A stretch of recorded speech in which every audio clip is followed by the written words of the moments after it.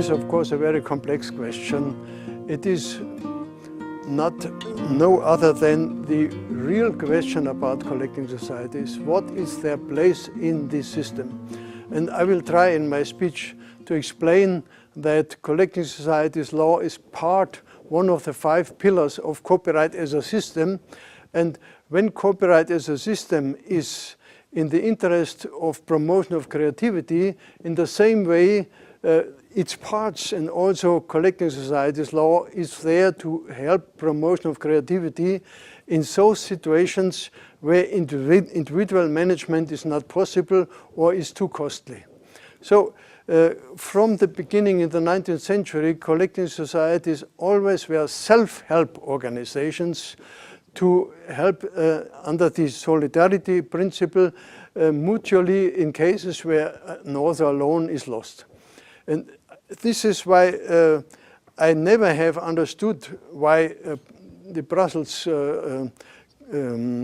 authorities have always thought that collecting societies primarily are enterprises. Only when they are enterprises, they are covered by antitrust. But if you say, as I say, they are self-help organizations comparable to syndicates, for example, they would easily come outside antitrust law. This is a very important point.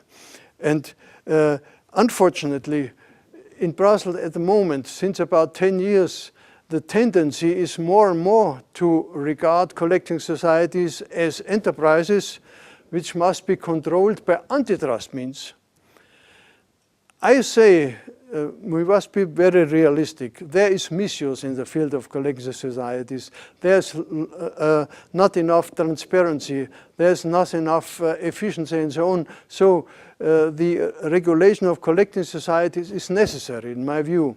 And insofar, the new directive is, so to say, on the right way, finding a regulative system within copyright.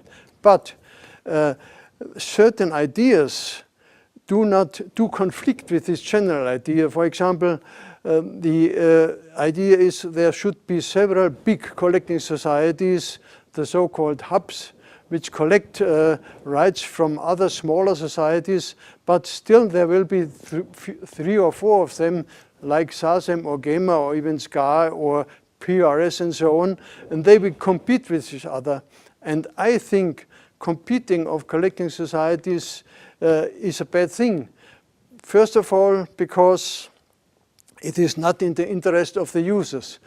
The Commission herself has for a long time propagated the idea of one-stop shop, that every user, when he wants to use a work, should have one address to address. Now there will be 4.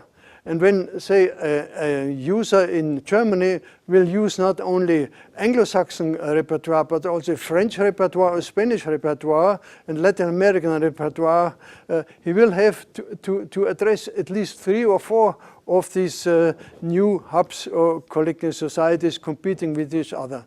The other question is competing in what way? Will those be the stronger one which can have lower tariffs in order to attract more clientele, so to say? This would be to the detriment of their authors, because authors need high tariffs, say rather high tariffs than rather low tariffs. And what will be the exact amount of tariffs? This should be regulated by arbitration bodies and so on, but not by competition.